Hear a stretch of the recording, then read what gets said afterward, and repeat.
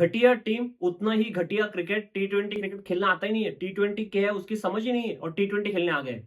अगर आईने के सामने खड़े होके खुद से पूछो, रियलिटी एक्सेप्ट करो, एक रियलिटी चेक मिला है क्या हमें अभी T20 क्रिकेट खेलना चाहिए, नहीं चाहिए, आंसर वही आएगा। Mirror reflection is the biggest reflection, आपका आईना आंसर कर देगा कि नहीं।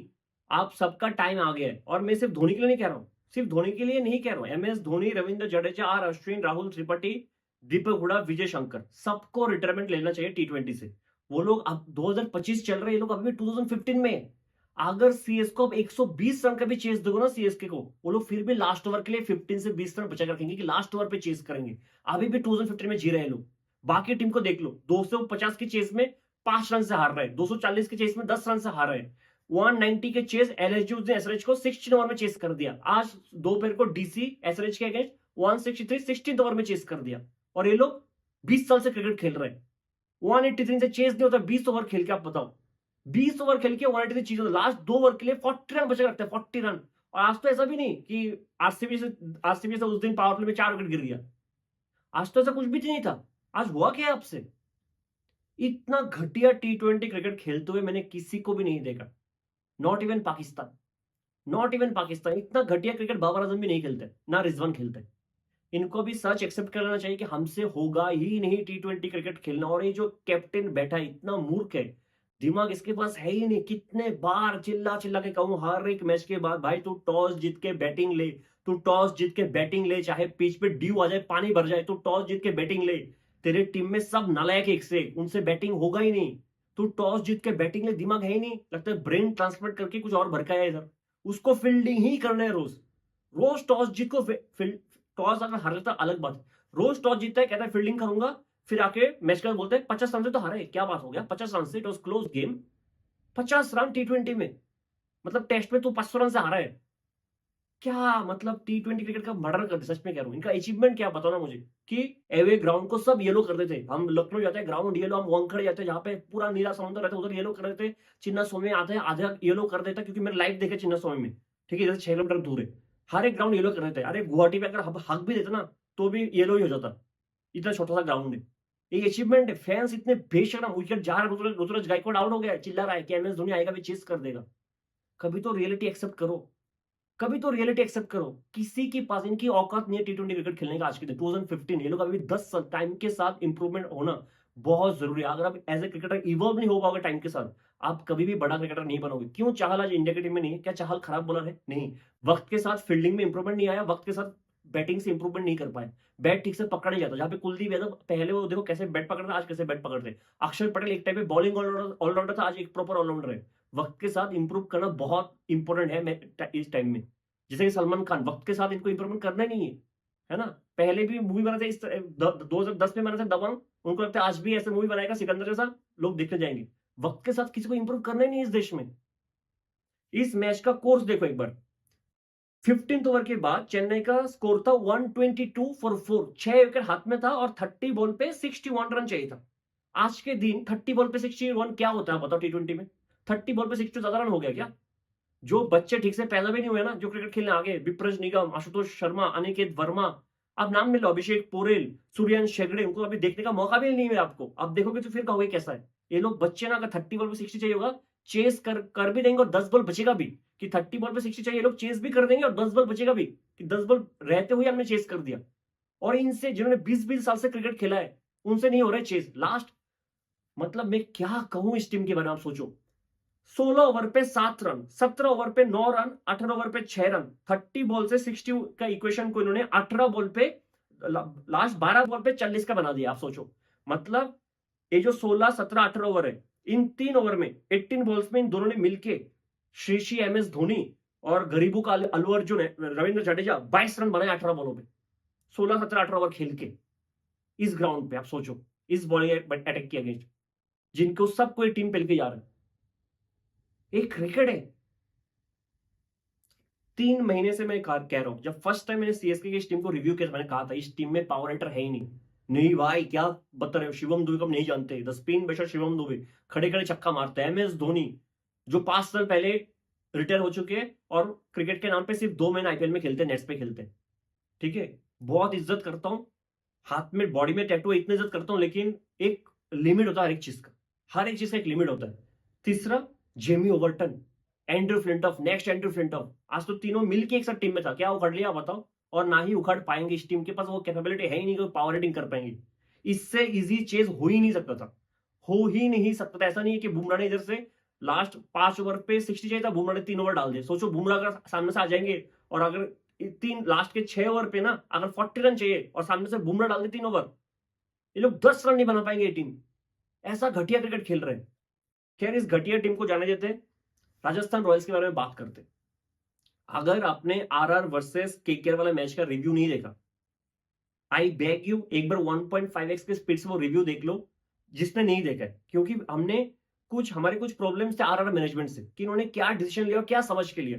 फर्स्ट, जो रियान परख पिछले साल नंबर 4 पे आके 534 बनाया था शायद 147 के स्ट्राइक रेट से, उनको आप नंबर 3 पे भेज रहे हो।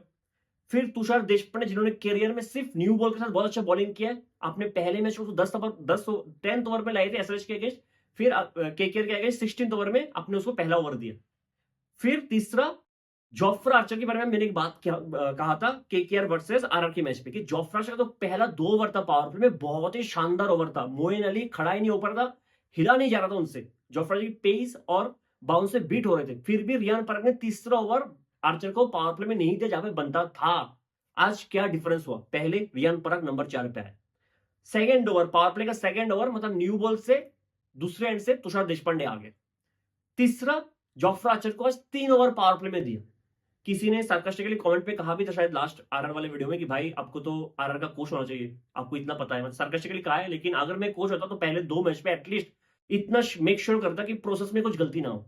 और उन्होंने आज उस प्रोसेस को सही करके आया है। अगर आरआर आज हार भी जाता उतना दुख नहीं होता मुझे कि इन्होंने प्रोसेस तो सही की है। इधर से अगर इंडिविजुअल प्लेयर्स का परफॉर्मेंस नहीं आता है तो अलग बात है, ठीक है, लेकिन प्रोसेस सब कुछ सही करके आए। आप फिर से मुझे घटिया कैप्टन पे आना पड़ेगा जिनके पास दिमाग ही नहीं है। टॉस जीत के फील्डिंग लिया, कहा कि प्लेइंग 11 में 2 चेंज है, एक दीपक हुडा को बाहर करके विजय शंकर को लाया, एक सैम करन को बाहर करके ओवर्टन को लाया। और मैं इस चीज का प्रॉब्लम आपको समझाता हूं थ्रू आउट। अगर आपने सैम करन को बाहर किया है, आपके पास न्यू बॉल बॉलर कौन बचा रहा है? खलील और कौन है? नेथन एलिस आपके पास नहीं है जो न्यू बॉल से 2 ओवर डाल सकता है। आपके पास बस खलील ही रह गया और कोई है ही नहीं जो प्रॉपर न्यू बॉल बॉलर है। जेमी ओवर्टन न्यू बॉल का बेटर बॉलर है ही नहीं, है ही नहीं। एक सैम करन न्यू बॉल से अच्छा बॉलिंग कर सकता है। तो आपने सैम करन के बैटिंग की वजह से उनको बाहर किया है और जेमी ओवर्टन के बैटिंग की वजह से उनको लेकर आए, लेकिन जेमी ओवर्टन का बॉलिंग सैम करन से खराब है। मतलब प्रॉब्लम कहीं से भी सॉल्व नहीं हो रहा है। अगर ये ठीक कर देने से जा रहा है, ये नीचे, ये ऊपर हो रहा है तो ये नीचे जा रहा है।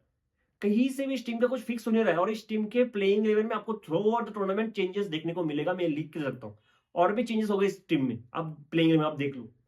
अब पहला ओवर खलील डालते हैं, एक बॉल जो short of the good length था, थोड़ा पिच पे बॉल होल्ड हुआ और जयसवाल बॉल के पिच पे पहुंच नहीं पाया। वो शॉट ऑन नहीं था क्योंकि पिच पे बॉल होल्ड हो तो लगा कि बैट पहले आ गया, बॉल बाद में आया। उधर मिड ऑफ पे आउट हो गया, अश्विन का इजी कैच था, ठीक है। अब जेमी ओवर्टन पावर प्ले में 2 ओवर डालते हैं। आप सोचो 2 ओवर में कैसा बॉलिंग किया वो उसने।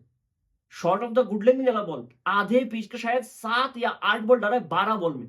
12 बॉल में 7 या 8 बॉल न्यू बॉल के साथ आधे पिच का बॉल डाला है। आधे पिच के बॉल और जो जॉश हेजलवुड डालता है hard length, short of the good length में डिफरेंस होता है एक, ठीक है।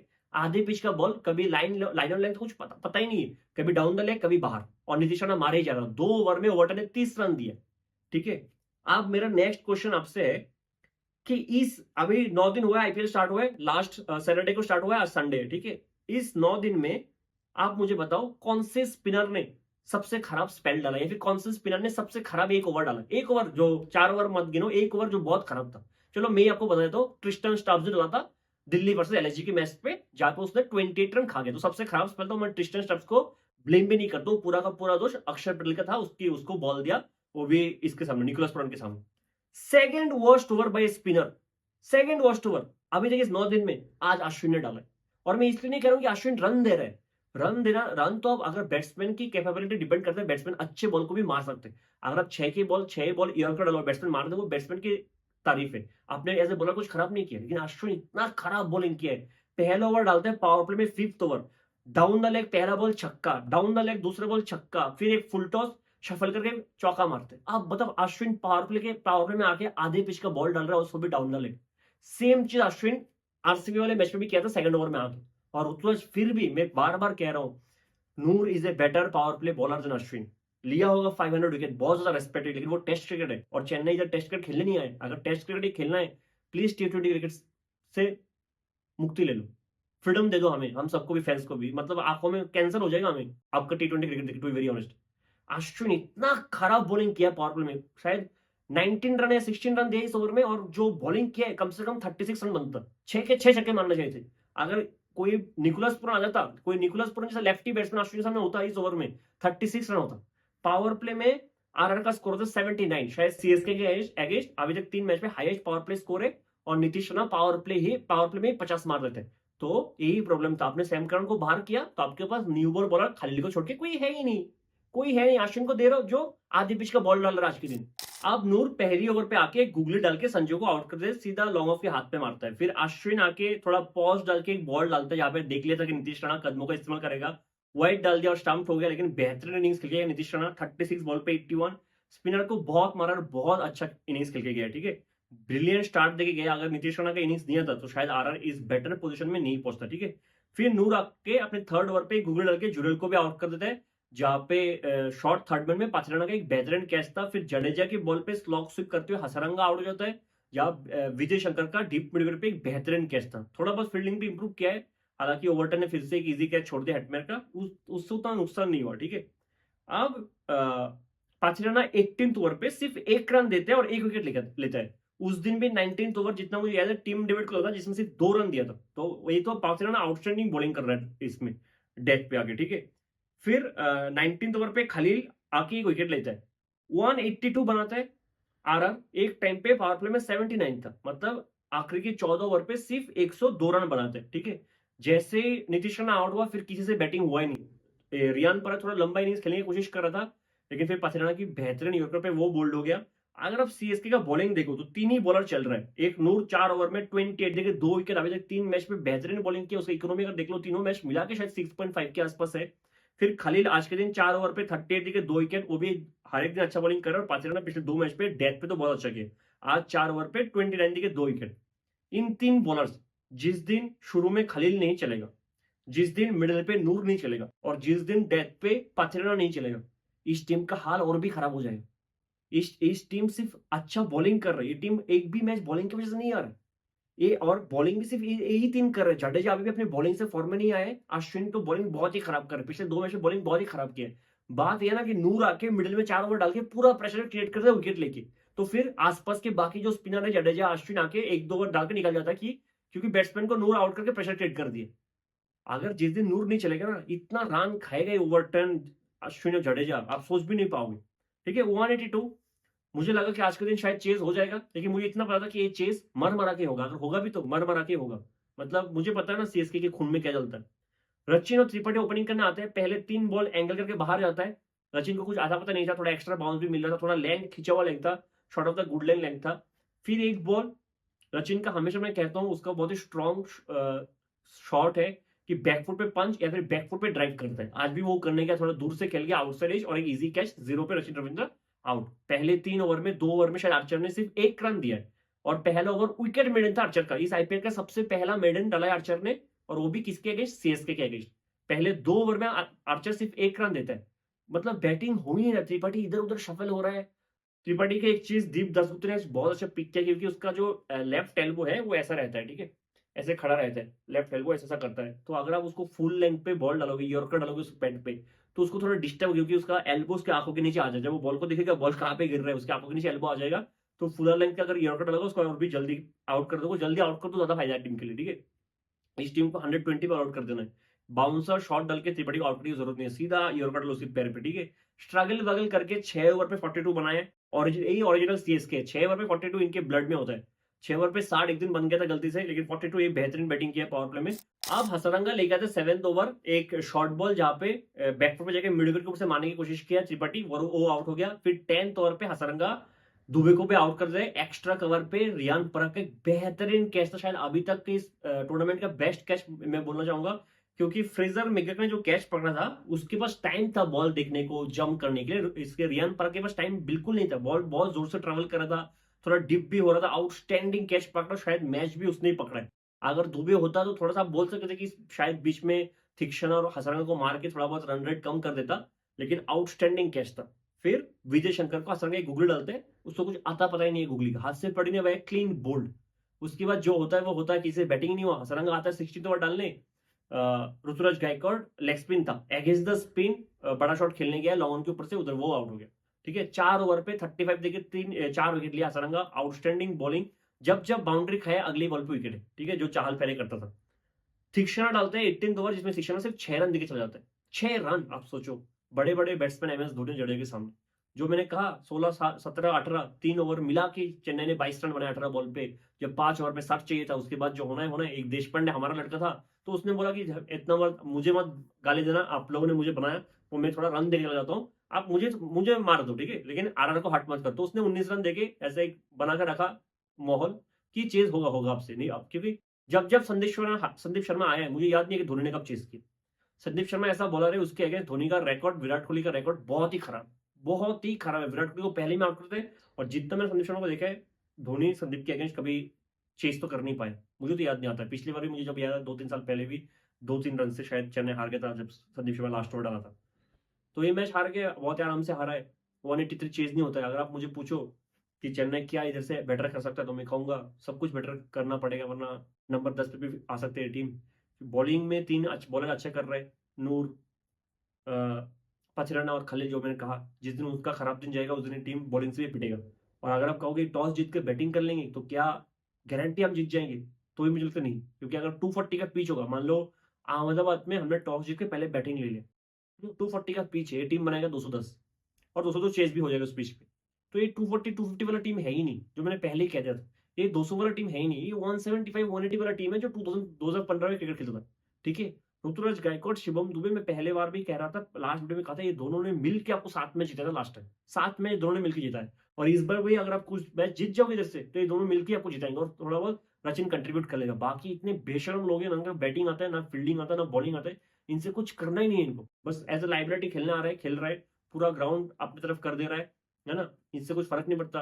पैसा आ रहा है, खत्म बात। में लास्ट में मैच में भी कहा था कि युवराज सिंह को सीएसके कोच होना चाहिए, सबको पीछे मोड़ के एक गोली मारना चाहिए, है ना, सीधा उनके बट क्रैक में, कि बेटा क्रिकेट खेलना तो ठीक से खेल, ढंग से खेल, नहीं आता तो बाहर चले जा, टीम से बाहर हो जा, टीम को स्पॉइल मत कर। ठीक है, लोग है, फैन बेस है, थोड़ा इज्जत कर ले लोगों का, थोड़ा अच्छा क्रिकेट खेल ले। मुझे लगता है सीएसके बहुत ही लास्ट में आने वाला है इस साल।